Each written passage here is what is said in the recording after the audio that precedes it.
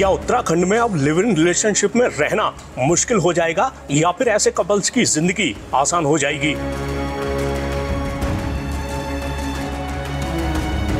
समान नागरिक संहिता से जुड़ी बहस के दौरान ये सवाल काफी चर्चा में है। हुआ यह है कि उत्तराखंड विधानसभा में 6 फरवरी को समान नागरिक संहिता यानी यूसीसी का बिल पेश किया गया। इस बिल में लिव इन में रहने वाले कपल्स के लिए अनिवार्य पंजीकरण का प्रस्ताव किया गया है, नहीं तो भुगतनी होगी सजा या फिर जुर्माना या दोनों।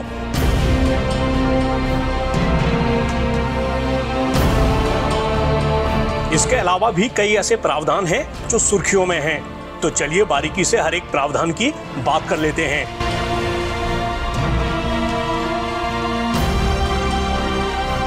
उत्तराखंड के यूसीसी बिल में कहा गया है कि लिव इन में रहने वालों को संबंधित क्षेत्र के रजिस्ट्रार के सामने पंजीकरण कराना होगा।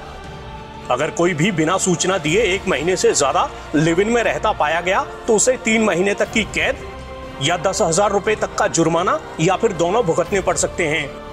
इस संबंध में गलत सूचना देने पर 3 महीने तक की कैद या 25,000 रुपए तक का जुर्माना या फिर दोनों भुगतने पड़ सकते हैं। इतना ही नहीं, और भी सुनिए, लिव इन में रहने वाला कोई भी व्यक्ति अगर नोटिस मिलने पर लिव इन रिलेशनशिप का स्टेटमेंट सबमिट नहीं करता तो उसे 6 महीने तक की सजा या 25,000 रुपए का जुर्माना या फिर दोनों भुगतने पड़ सकते हैं।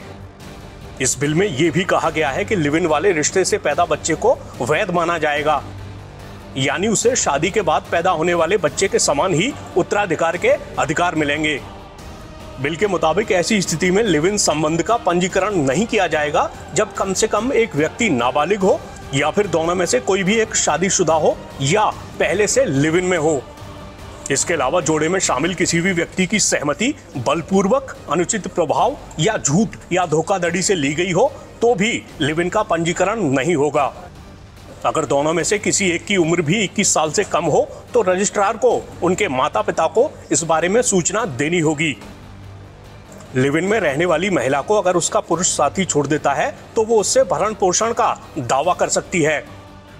इस बिल में प्रदेश के सभी नागरिकों के लिए शादी, तलाक, जमीन, संपत्ति, उत्तराधिकार के विषयों पर धर्म से परे एक समान कानून का प्रस्ताव है।